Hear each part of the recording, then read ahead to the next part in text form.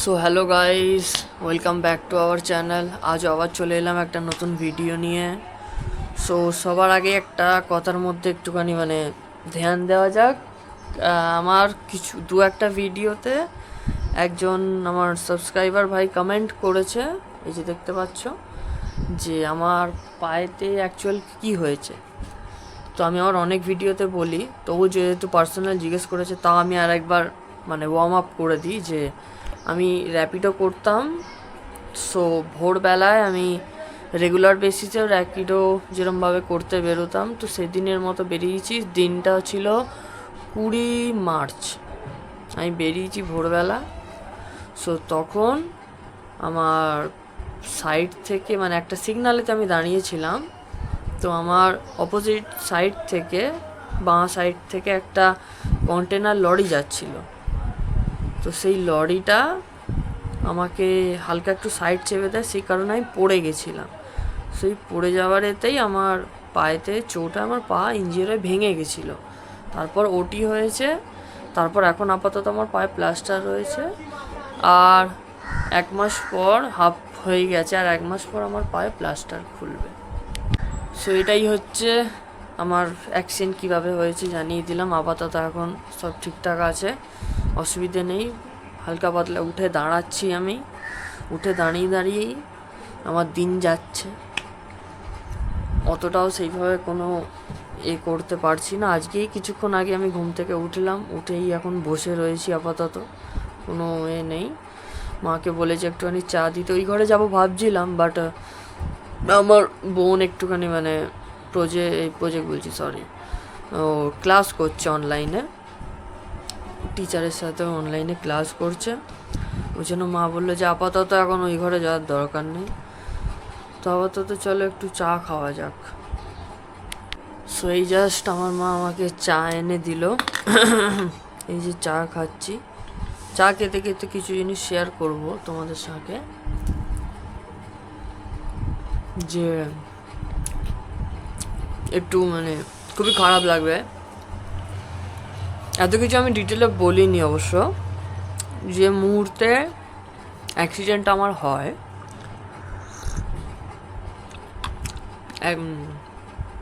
রাস্তায় কিন্তু লোক ছিল না, ঠিক আছে, রাস্তা পুরো একদম নির্ঝুম ছিল, পুরো অন্ধকার। ভোর 4টে আমার তখন অ্যাক্সিডেন্টটা হয়।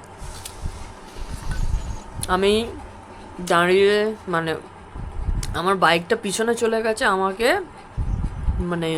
ভল্ট খাইয়ে সামনে ঠেলে দিয়েছিল।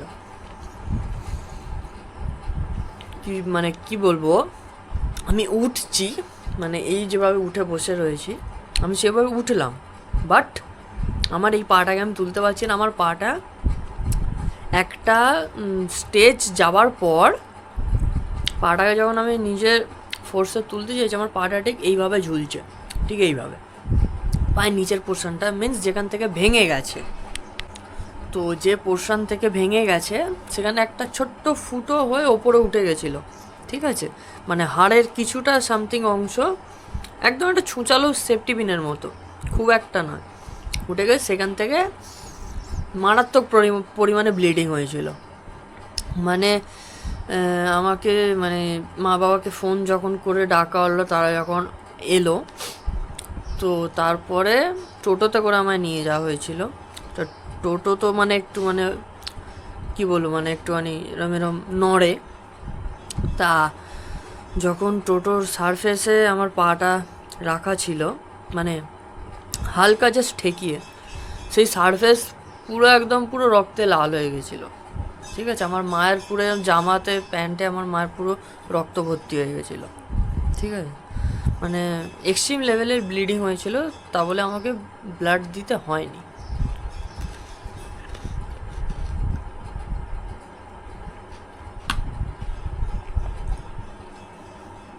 ব্লাড অনেকটাই পরিমাণে বেরিয়েছিল, যে কারণে আমি যে প্যান্টটা পরেছিলাম সেই প্যান্টটাকে ওরা যারা ছিল খুলতে পারেনি। আমি বলেছিলাম প্যান্টটাকে কাঁচি দিয়ে কাটো, তবেই হবে, আদারওয়াইজ হবে না। তো আমার প্যান্টটাকে কাঁচি দিয়ে কাটবার পরে তারপর ওরা সব ব্যান্ডেড করে সব কিছু জিনিস অ্যাজ এ স্ট্র্যাপ হিসেবে লাগিয়ে দিয়েছিল। লাগিয়ে দেওয়ার পরে আস্তে আস্তে জায়গাটা রিকভারি হয়েছে। সময় কি তো সেইভাবে কাজ বাজ যতটুকু তারা মানে নিজের এতে মানে যেদিন হয়েছে সেদিন ডাক্তার সেইভাবে ভিজিট করতে আমাকে পারেনি। আমার এক্স রে হয়েছিল, তো এক্স রেতেও আমার শুধু মেন যে বোনটা ভেঙে গেছে সেটাই একমাত্র ধরা পড়েছিল। তার একদিন পর যখন আমার অপারেশন হয়, তো অপারেশনে জানা গেল যে মেন বোনটা তো ভেঙেইছে, তার সাথে পায়ের যে গোড়ালিটা রয়েছে একদম নিচের পোর্শনে, সেই জায়গাতেও কিছু কিছু আমার মানে হাড় মানে একটু ভেঙে গেছে, মানে ছোট ছোট পার্টসে ভেঙেছে। তো দেন ভাঙবার পরে ওরা সেইটাকে প্রায় যতটুকু পেরেছে নিজের 100% দিয়ে ঠিক করেছে। আমাকে বলেছিল স্যার তো এবার যতটুকু টাইম ওটি হয়েছে ততটুকু টাইম আমি সেন্সে ছিলাম, আমি তাদের সাথে কথা বলেছি। ইনফ্যাক্ট আমি আমার অপারেশনটাকে দেখেওছি, মানে অন দ্য সামনে দেখিনি। আমার ডান সাইডে একটা মনিটর লাগানো ছিল, যেহেতু মাইক্রো সার্জারি হয়েছিল আমি সেইটাকে পুরোপুরি সামনে থেকে দেখেছি।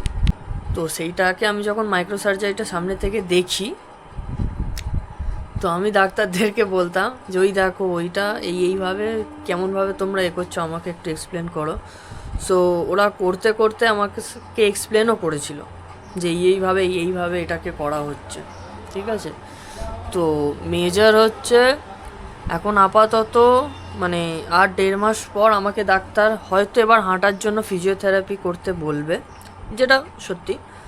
তো তারপরে গিয়ে হয়তো আমাকে বলবেন যে এবার আই থিঙ্ক দুর্গাপুজোর টাইম হবে, সামথিং দুর্গাপুজোর টাইম করে ডাক্তারবাবু হয়তো আমাকে অপারেশন করতে বলবেন।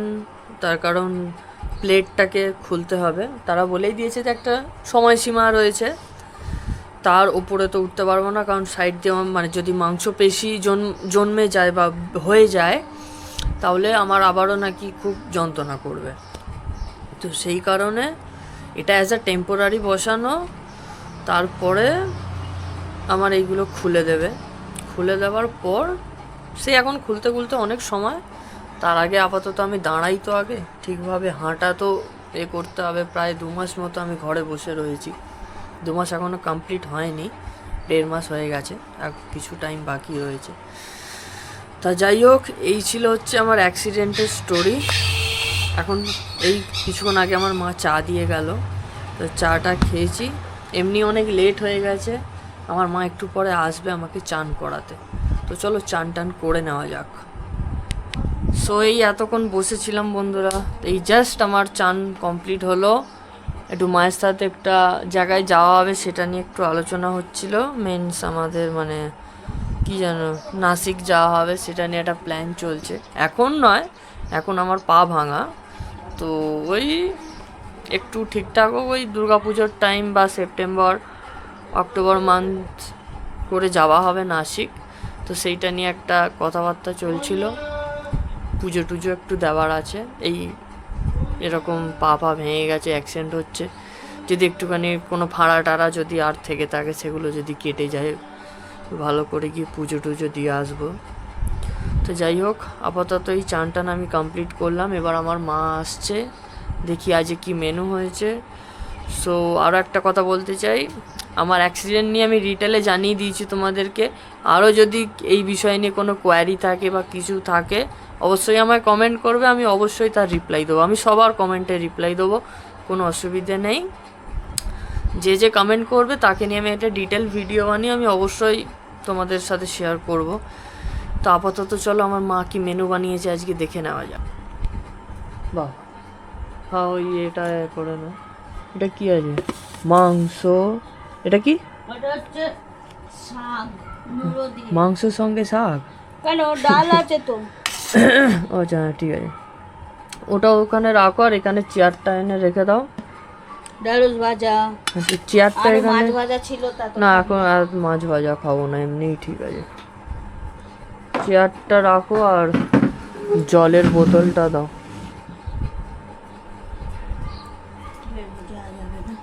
না লেবু খেতে পারবো না। ঠিক আছে।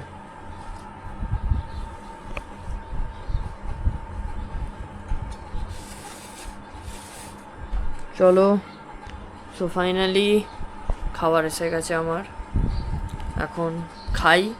ঠিক আছে, খেয়ে একটুখানি আজ আর দুপুরবেলা শোবো না, দেখছি টুংটাং পাবজি বুবজি যদি খেলতে ইচ্ছা হয় খেলবো, খেলে আজ বিকেলবেলা একটু 4টে 5টা নাগাদ দেখছি একটু বারান্দার দিকে যাবো, অনেক দিন যাইনি, অনেক দিন আগে গেছিলাম বারান্দাতে, আজ যদি পারি একটু বারান্দায় গিয়ে বসে দেখবো।